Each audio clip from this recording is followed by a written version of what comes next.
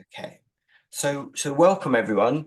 My name's Dr. Francis Gilbert. I'm the head of the MA programs in Educational Studies and also the head of the MA Creative Writing in Education.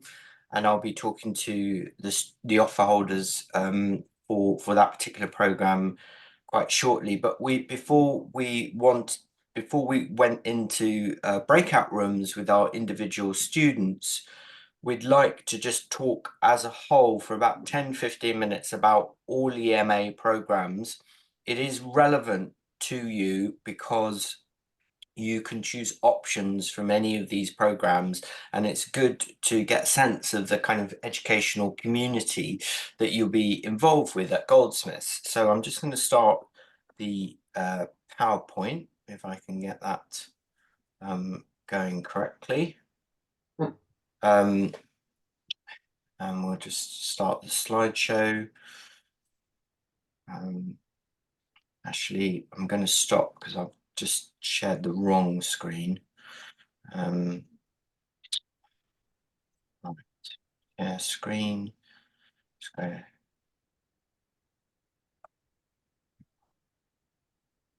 Okay. Yeah, welcome to Goldsmiths. Hopefully you can all see this. Maybe Kimberly or Chris, you can tell me if I'm dropping out of sight. And I just want to talk about the different MA programs in educational studies. Basically, this is a really good set of programs to do. It should be known that you can get extra credits if you do a PGCE. So do talk to your program leaders if you've done a PGCE recently. The credits vary from year to year. At the moment, the college is offering 30 credits in lieu. But we have 4 major MA programs that are worth you knowing about, even if you're not actually on them. There's the MA Education, Culture, Language and Identity, which will be the Social Justice and Education MA, and Chris will talk about that in a minute. MA Arts and Learning, MA Children's Literature with various pathways, which Vicky will talk about, and then there's my own MA Creative Writing and Education. The program structure is it's full-time for 1 year, part-time is 2 to 5 years, and you get 180 points at the end to get your master's. It's a modular structure, and most modules are 30 or 60 credits. The core modules you have to do, so that's important to talk to your program leader about what your core modules are when you're choosing your option modules. And then you have a series of elective modules, and that's why we're all together right now, so that you get a sense of the option modules that you could do on these programs and also what the other programs are up to. In regards to the MA Creative Writing, we have a lot of things that many of you may be aware of, but we have a lot of partnerships that you would get involved in if you wanted to do any of the option modules on this particular program. There's great graduate outcomes in the end. People go to work in publishing, become successful freelancers, set up their own companies, get promoted in teaching, become senior leaders.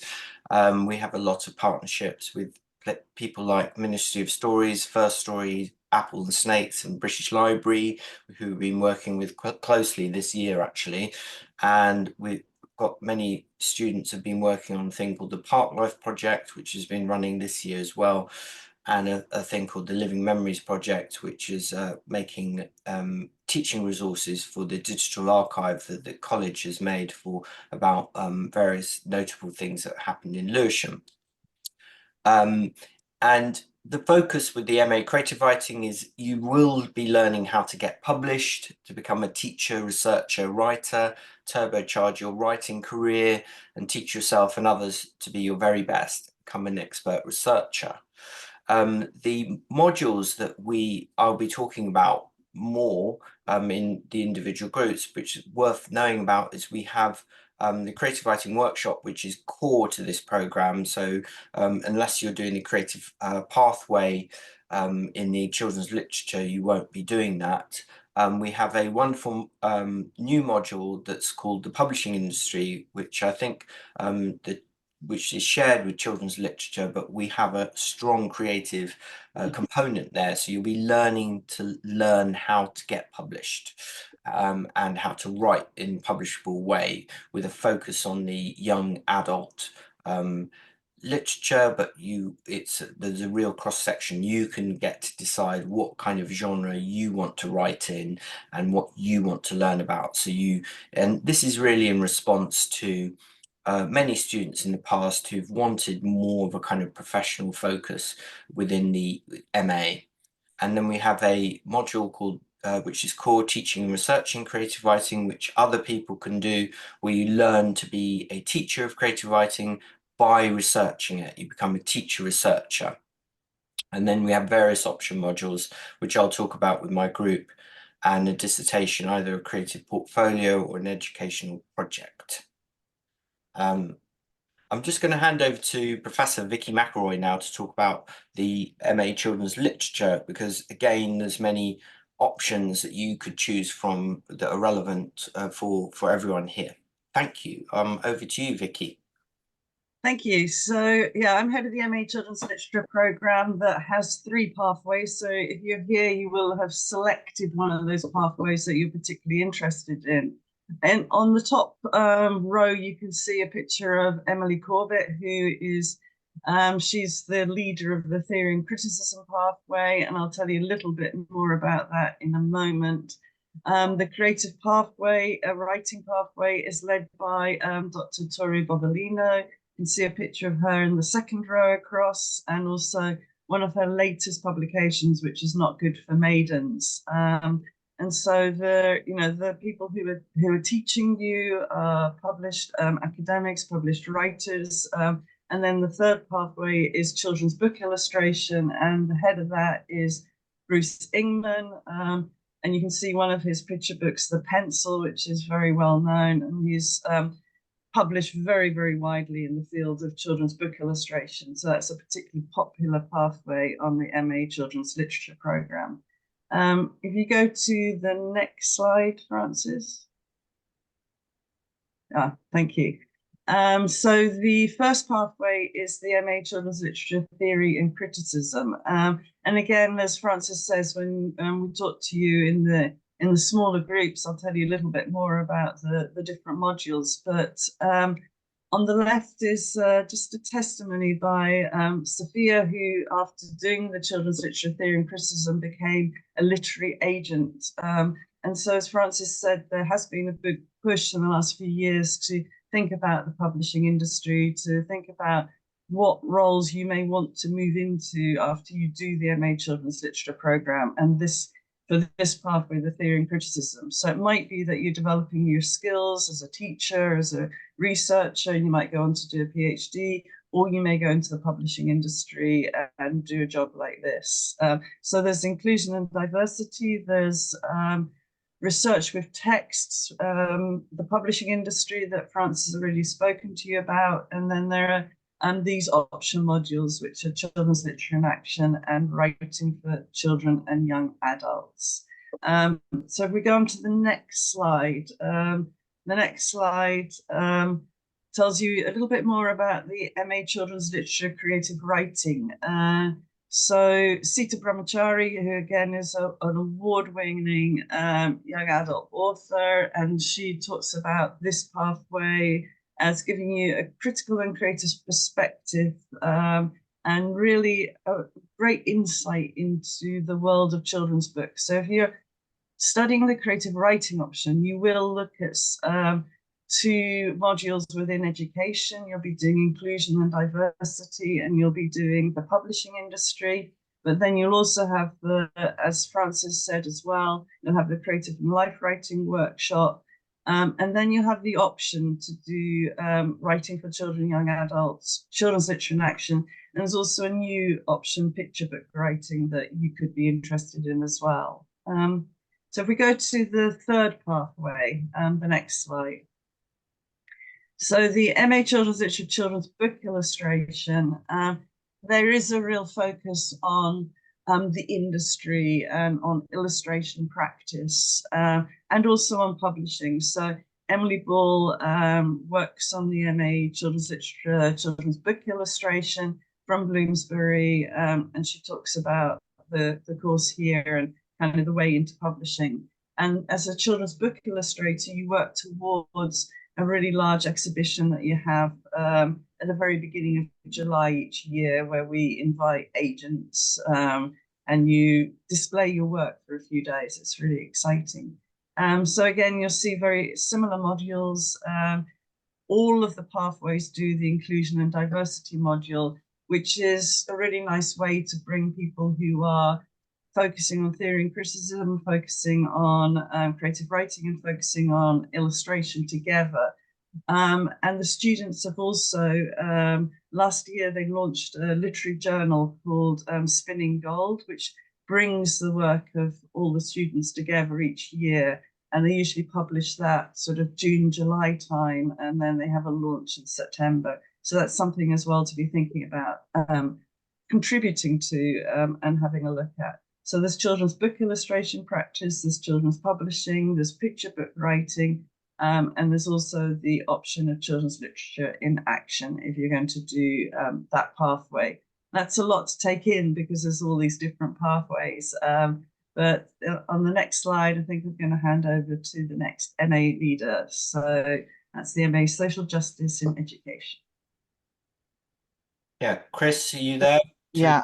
Yeah, Yes, I'm great. here. I hope you can Brilliant. see me and you can hear me. Can everybody hear me? I'm sorry for the Yeah, background we noise. can hear you. Yeah, Yeah, we can hear you. Perfect. Yeah, it's So great. Thanks. great. I'm here to talk a little bit about the one of the newest MA in the department, MA in Social Justice and in Education. If you're going to look at some of the websites at Goldsmiths, you're going to see that it was formerly named as Masters in Education, Cultural Language and Identity. So this is a sort of an iteration of that program. Next slide, please, Francis.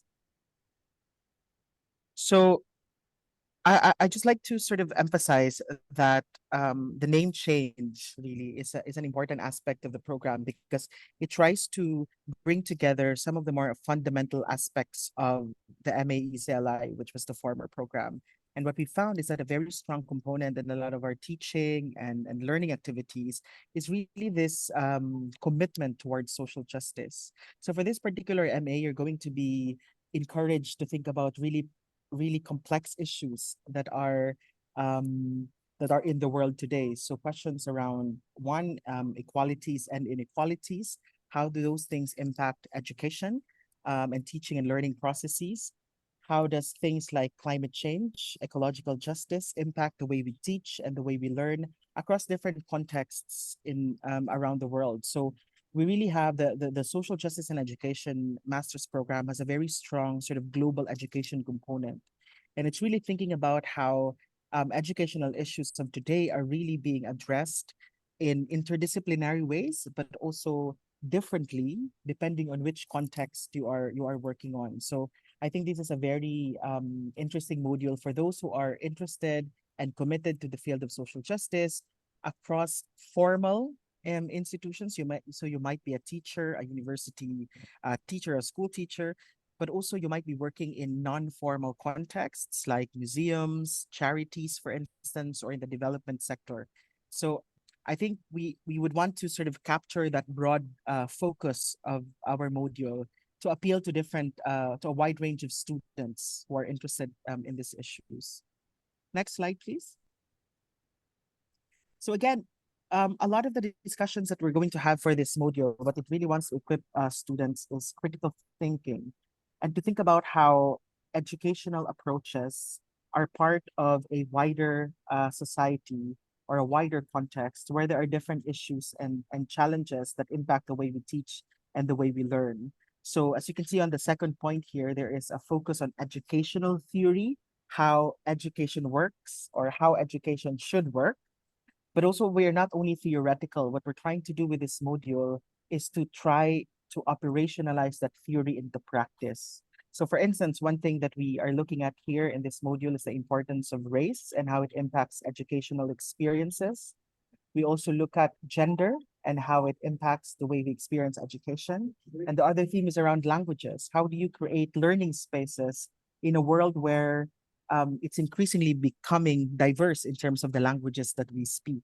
So we want to have this critical understanding of the debates around education, but also how can we design learning and teaching activities that would respond to some of these challenges or to some of these issues. Next slide, please, Francis. So just to give you an idea around, yes, so just to give you an idea to the kind of sort of skills and knowledge that our students are equipped with as part of this module. As you can see in the second slide, we really want the students to draw from their own experience. What we've noticed when I was teaching for this master's program, we have students that really have a wide range of experience in formal settings of education and non-formal settings of education. So we really expect the students to draw from these experiences to contribute to our discussions in the classroom. So what type of stuff or work do our students do after the MA? So if you could look at our website, we have their different testimonials from our students. So for instance, some of them have taken up leadership roles in the schools where they have previously or they are currently working in. Since they're committed to social justice, they were able to apply some of the things, some of the theories we talk about in the classroom in shaping their teaching and learning practices, but also some of the school policies. We have students who have gone ahead and do their PhD to do further studies in this particular topic, focusing perhaps on an issue that they care about.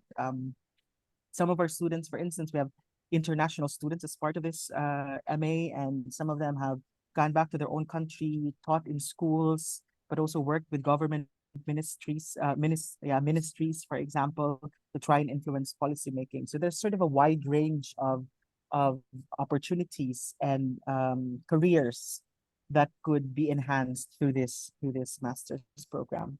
And just very quickly, on the last slide for me, is the different modules. So you can see here these are the optional modules as part of the course. We have race, culture, and education, living multilingualism in education, exploring gender in education, and the global education power, practice, and policy.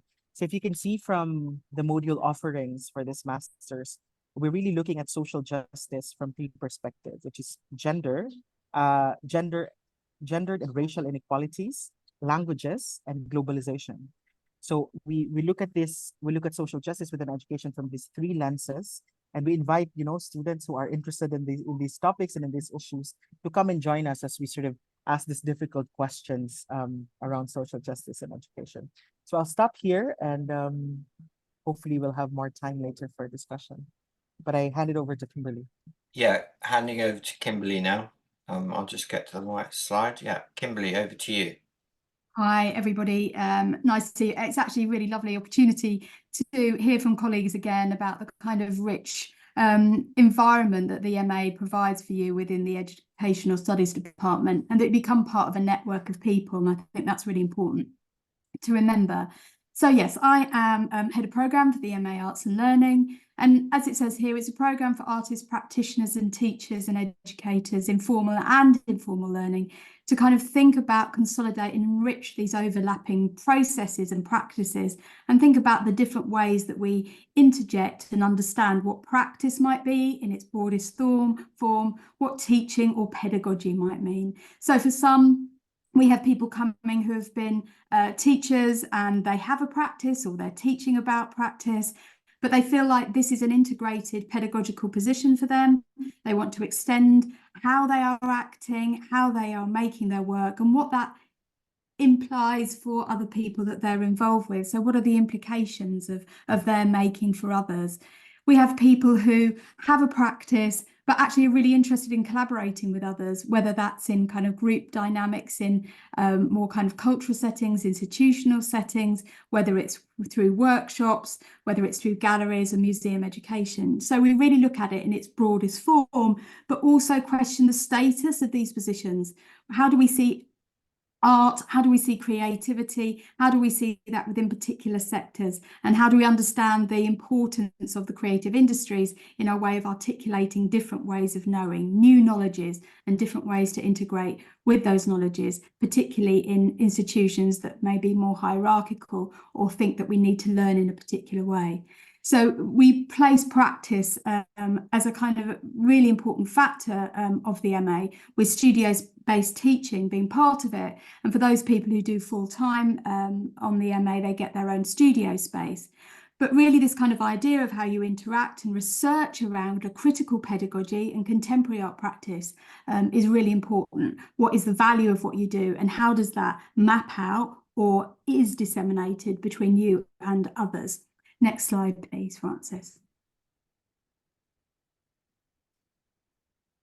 Okay, so what's really important is that we have a series of partnerships. Over this last year, we've had 9 partnerships across different institutions from across London, including the Whitechapel, the Young V&A, Goldsmiths Centre for Contemporary Art, which is just obviously on our doorstep, but other spaces like Gasworks, Beaux Arts, and ways of thinking about different ways that groups are out there working now. We're really interested in the way that we apply the theory that we talk about. So if we're talking about critical pedagogy, if we're talking about accessibility, decolonisation within critical pedagogy, how do we see that actually enacted within the spaces where it's happening across the galleries, museums and art institutions across London and further afield? So we like to say, well, how are these things happening? And that means that we have a series of partners that allow the students to go into these spaces and to work with the people who are deciding what policies to use, deciding how they're going to make these workshops happen, deciding about learning programs, deciding about how they get funding,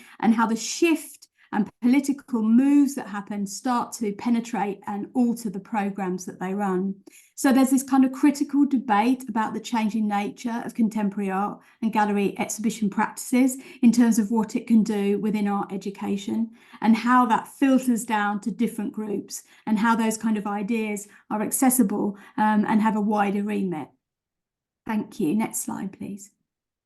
So in terms of the different modules, then some of these, as you can see here, are core for the MA students, but are actually able to be accessed by other people on the MAs. And those ones would be revisiting practice, spaces of practice, and critical pedagogies in contested spaces.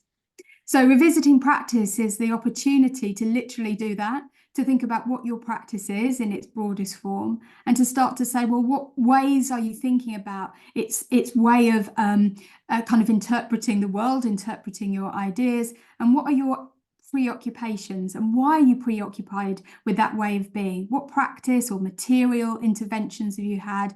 What pedagogical investigations have you had? And why are you making those? What are you doing that's habitual? And what are you doing that can be perceived differently or pushed and extended through a different kind of critical lens? In terms of spaces of practice, this is one of our modules which allows you to be in different institutions across London and to look at the nature of the space itself. How are we working within these galleries and museums? What are the things that allow it to be politically set in that way? And what are the ways that we can activate these kind of institutional frameworks differently in a politicised way, which makes us more aware of the environments that we enter into? And critical pedagogies and contested spaces is really about how, as I mentioned earlier, we apply that theory within these galleries or museums or schools or educational settings to say, okay, what do we mean by a critical position or a critical lens on this? Whether it's that you're looking at educational policy and practice, whether you're looking at ways that the art curriculum is being marginalised, whether you're understanding the way that you might be able to extend what your practice is in terms of being able to, as I said earlier, think about a different way of questioning knowledge, of communicating ideas that extend beyond the habitual. And that's really important. So we really also investigate the ways that we might work. So what does it mean to work independently? What does it mean to collaborate? How do we share ideas and extend those? And those are often reflected in the ways that we assess the students within the course. We need to think about what that alive encounter is. And I said, without prioritising one way of thinking over another. And that's really important within the course. But yeah, really nice to speak to some of you today, even if you're not even doing it, and our paths might cross. So thank you for that. I shall pass you back to Frances. Thank you so much, everyone. Just to reiterate the importance of just understanding these programs, because all of you will have a chance to take options that are part of these programs. So it's really helpful for you to know this. Yeah, this is just information about transferring credits. Again, talk to your head of program if you're transferring credits from another MA. The timetable, most of the teaching happens in autumn term. The induction is at the very end of September in person at the college, and then the modules start in the first week of October, and they run until March, April. And there are some summer modules which you can see on the timetable. There is an emphasis on independent learning. Again, you'll have a personal tutor with your MA, and it's important that you talk to your personal tutor about how you're running things. Many people are returning to education after quite a while, and they do need quite a bit of support. There is a lot of support in the college and across this department to help people write and learn academically. Yeah, just are there any questions as a whole group? And I'll stop the slide because we'll move into the department program groups in a sec. Openly. No. Okay. But you can always email your head of program about any questions you might have. So now comes the tricky bit for me, because we need to put you into breakout rooms. And I'm just working out, I did set all of this out. Okay, here's the breakout rooms. So there are 4 breakout rooms: MA Social Justice, MA Creative Writing and Education, MA Children's Literature, MA Arts and Learning. And I'm going to open all the rooms, and I believe I'm going to assign, right, it's better, I think, if you can choose the one that you want to go to. Yeah. Yeah, the PhD info session is not happening today. This is the MA Masters programs, Catherine. Sorry about that. If that this is for the MAs. Okay. Right, I believe I can assign to. So just if you can join the relevant room, I'm just going to start assigning the people I know in my MA to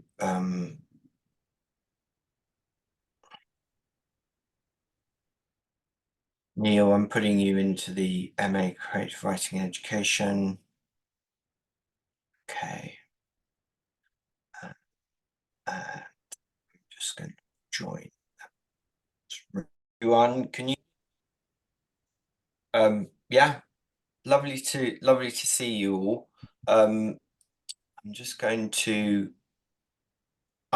Sorry if I'm a tiny bit distracted, because I'm basically running the whole session and it's a bit confusing as to who's going into what breakout room, but I will start in a sec. Yeah, so what I thought I would do now is just talk in more depth. I mean, I covered it very, very quickly because I know the other heads of program wanted to talk about their programs, that what is involved with the MA. And so we have half an hour, and I'll again, I'm recording this so you can sort of catch up, you know, via recording if it's too much of an information dump for you. Apologies if you find that it is. Okay, I'm just going to start this. So slideshow. Okay, so yeah, maybe Deborah or Neil, or Kate, you can just tell me if you can't actually hear or see anything. And anytime, any one of you can just ask a question about this. So I'm just going to run through the MA.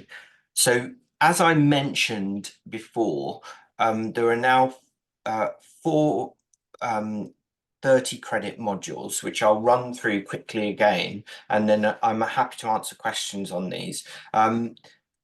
In response to sort of student feedback in previous years, we have changed them slightly. I don't believe actually it really changes the content. It actually significantly improves the content of the MA. So the Creative Life Writing Workshop is something all of you, part-timers and full-timers, will do in the first term in October with our wonderful creative writer, Tori, who has published in a wide variety of fields, and that's in the English and Creative Writing department, and that will, I would say, almost certainly run on Tuesday evening, sorry, 5:30 to 8 in college. And then for full-timers, you will also do the teaching, research and creative writing on Thursday evenings, 5:30 to 8. And that's a development of what used to be called education research into creative writing. But what we've done is we've merged the teaching and the researching creative writing, because we've found that students really benefited from learning about research and then directly applying it to some sort of teaching situation. Now, again, some of you are teachers, some of you are not. That might be learning to teach in a particular definite context, but it might be learning to teach yourself, which many people on this course have done, and developing your ability to teach as you go along. So you'll get a lot of support if you are not a teacher.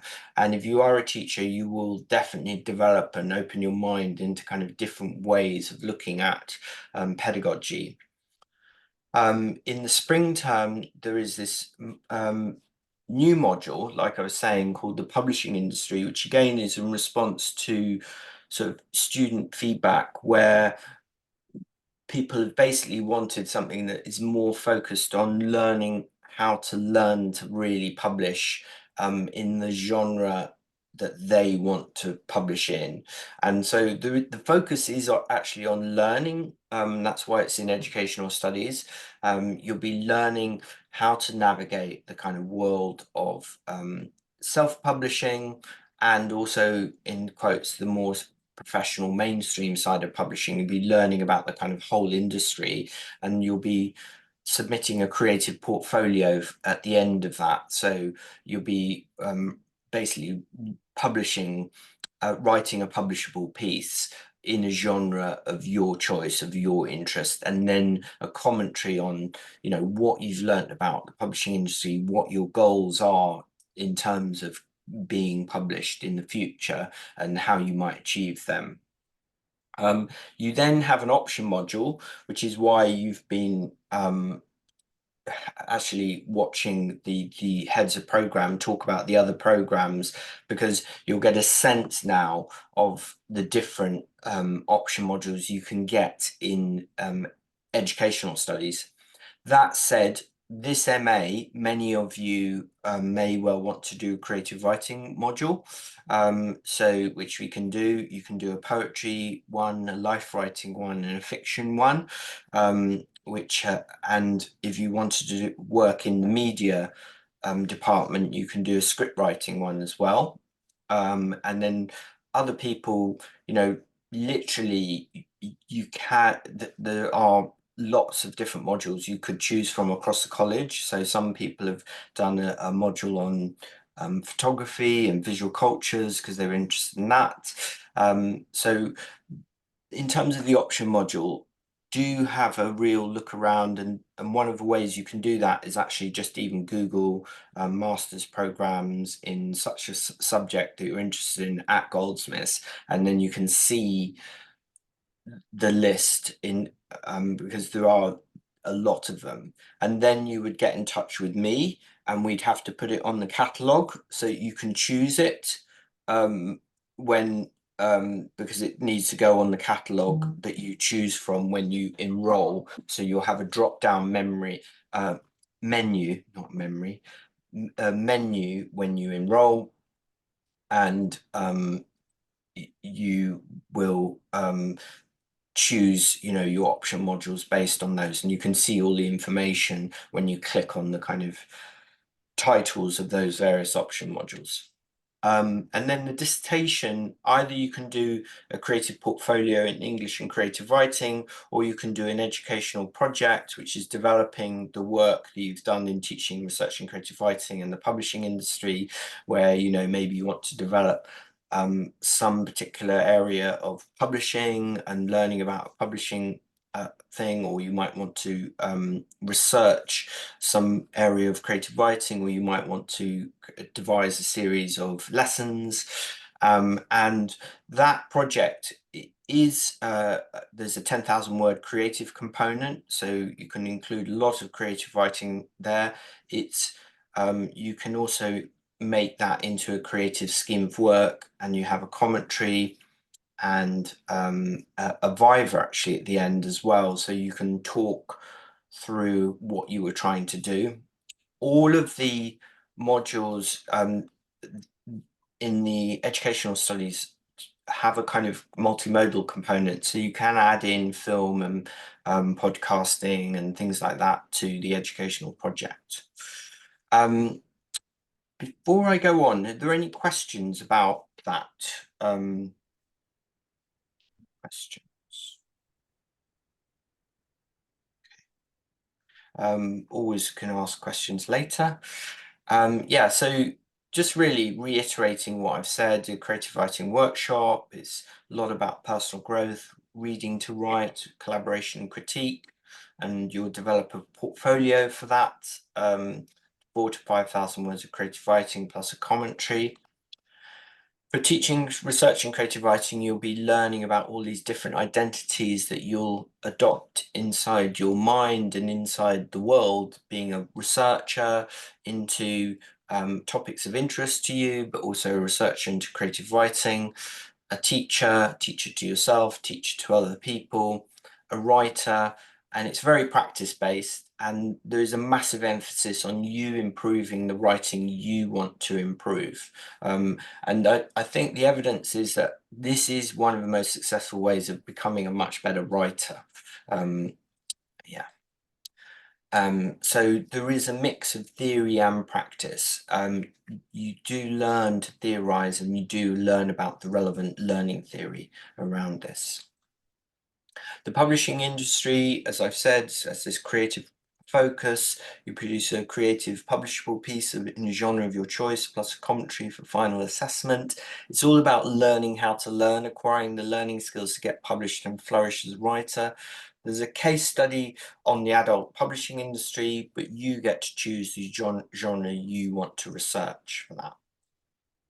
And then, as I've said, a lot of other option modules that you can choose from. The dissertation, you've again, do talk to me further if you want to about whether you take the educational or creative dissertation.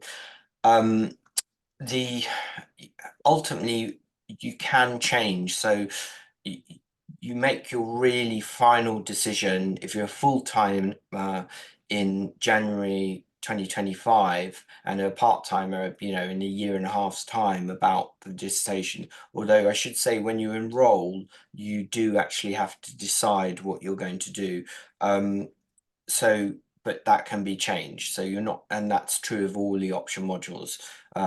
So do have a think and talk to me about that if you need to.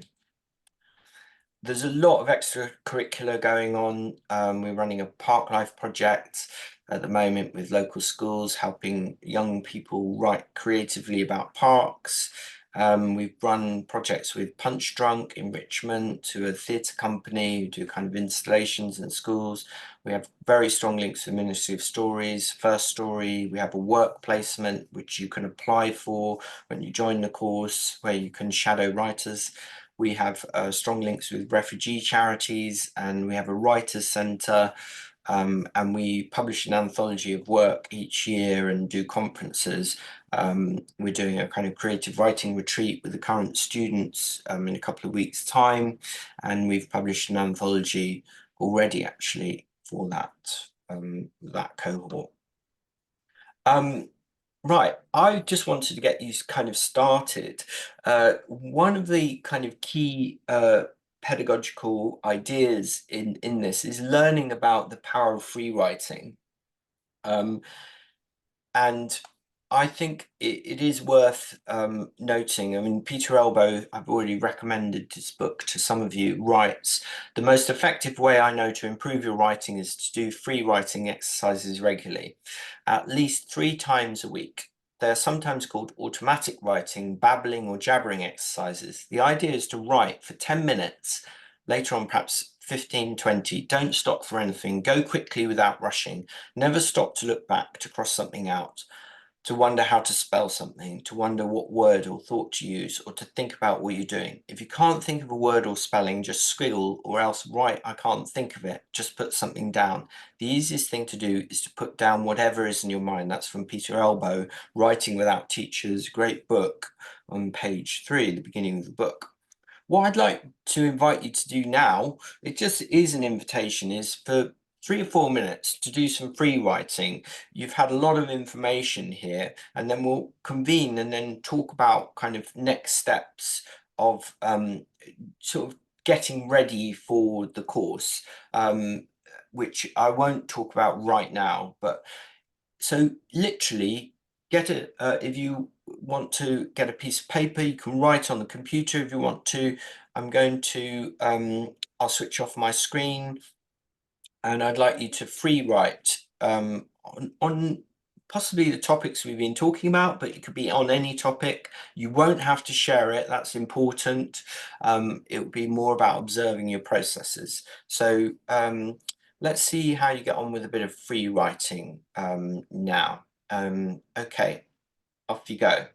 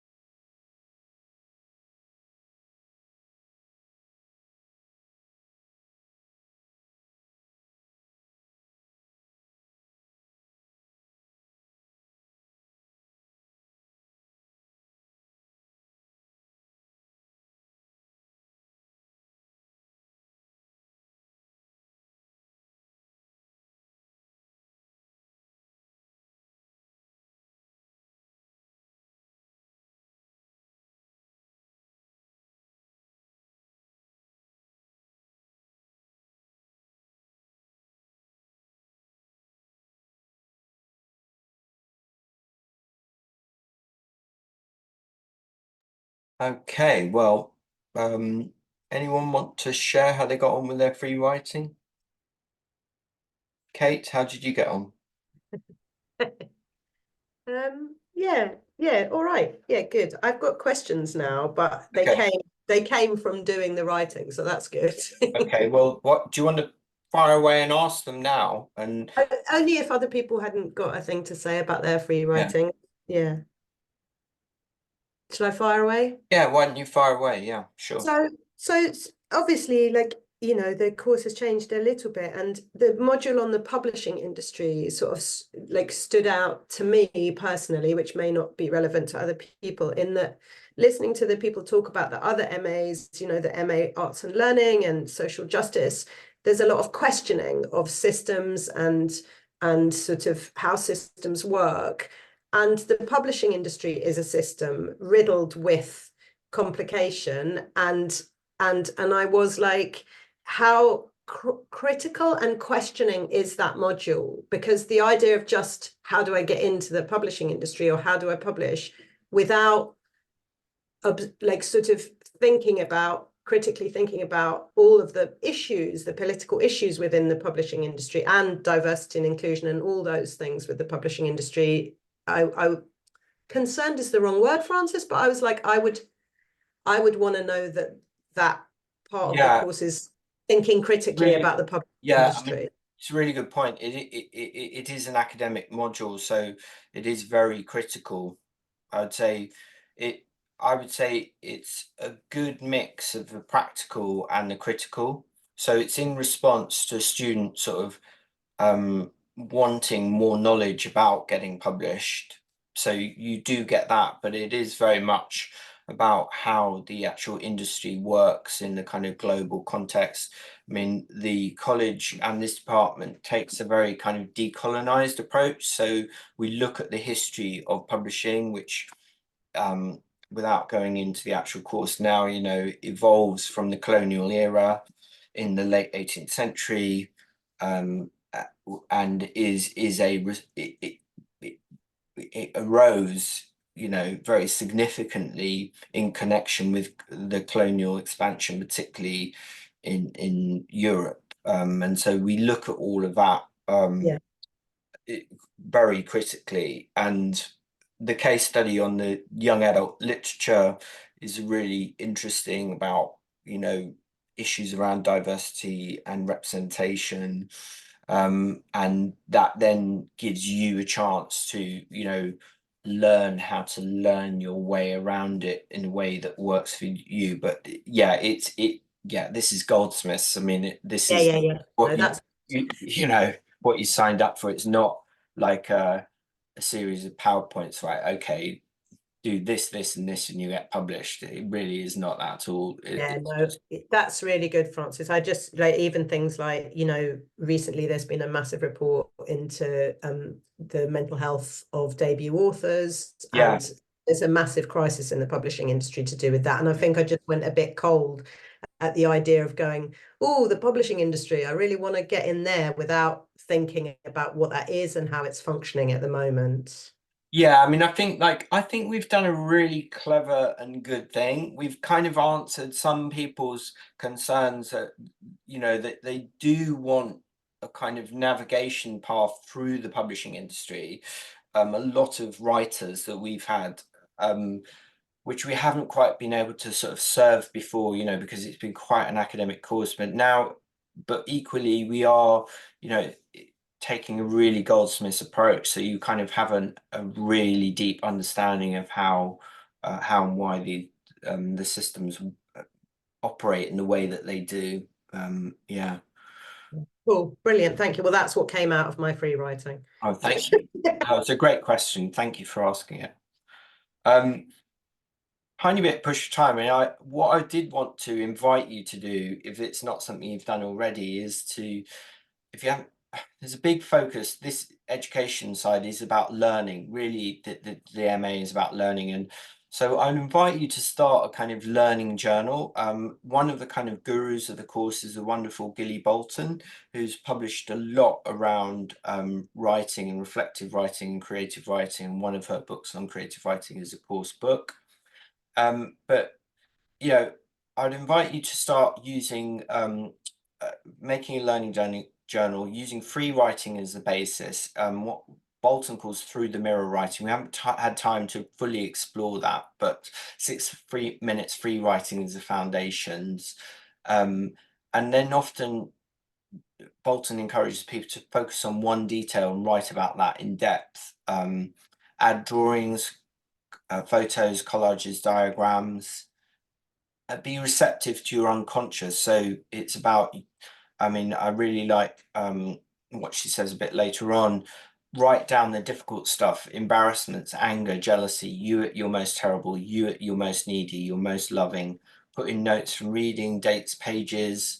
And it's more than a diary or notebook, it's a place for reflective and reflexive thinking. So the reflexive side is something that we talk about quite a bit on the courses, sort of standing outside yourself and seeing yourself in context, seeing your, a very Goldsmiths word, positionality, you know, in terms of your gender, your age, your ethnicity, race, you know, like standing outside yourself and understanding how and why you're working the way that you do. And that is a really, really useful thing to do before the course starts, because you start to become more reflective and get more into the kind of mode of how the course works. So that was the kind of invitation there. And yeah, well, if there are any questions, we've just got a few minutes left. I'm happy to answer any right now. Yeah, not yet. Neil, you're shaking your head. You're okay? Are you understand? Yeah. Oh, sure. I was just shaking my head to say, no, I don't have any questions. No questions. Yeah. Right. I was also conscious I'm in a very noisy place, so I don't want to add to the noise. Amy, you good? Yeah. Yeah, I'm good. I've got a very specific question, but I think I'll just email it to you. Okay, email me. Yeah. Lizette, you okay? If you're there. Yes, I'm good. Can you hear me? Yeah, great. Gabe, you okay? Hi, yeah, can you hear me? Sorry, I'm not sure Yeah. if my volume is like quite working, but I'm very excited for the course. No particular questions. Mostly my concerns are about logistics, so Right. handling the stuff as a Filipino student. So yeah. Yeah. I think it is important to get in touch with the fees office if you haven't done so, and the issues around immigration and things like that. So if you need any support, just email me and I can chase up on things. Yeah. Sure. Thank you, Francis. Soraya,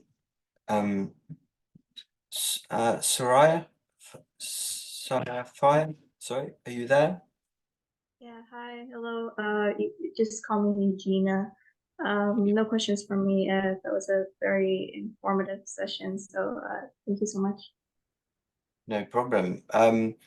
Yeah, so I think, you know, it's been great to talk to you just now. I think it's really about you staying in contact with me.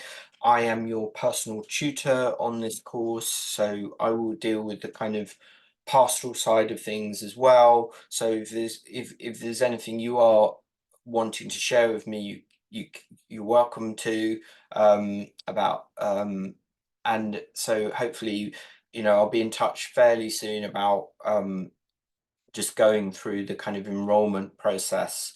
And I think I might just, it can be a tiny bit complex, just make a little video just showing you on the screen video showing you how that works.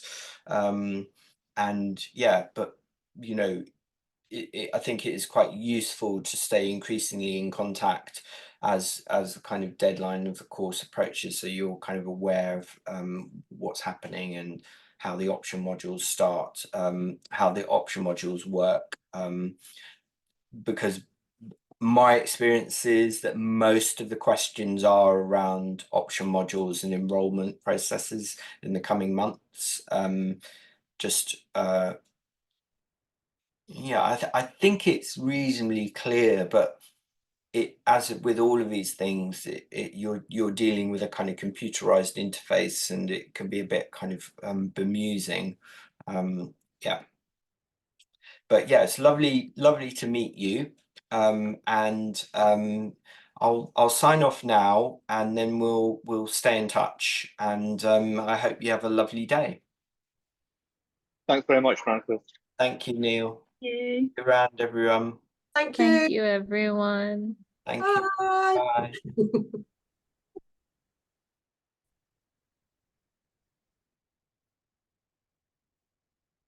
Hi, Sarah Lynn. I'm Hi. off now, so I spoke to my group. I Okay. think most people got into the relevant rooms, didn't they? Yeah. Yeah. Mm. No, that was fine. I think it was. I think it was okay in the end. 12 out of 18. Okay. Yeah. I Mm. mean, I think most of them are actually my students, weren't they? Yeah, we had about 8, I think, originally in your room. Yeah. And how many were in the other rooms? 2 in MA Arts and Learning, and none for the social justice or children's lit. Well, Yeah. Yeah. Okay. Thanks. Thank you No so problem. much. Anyway, See you in the I'll see afternoon. you at 3 p.m. Yeah. 2:45. Yeah. Okay. All Bye. right. Bye.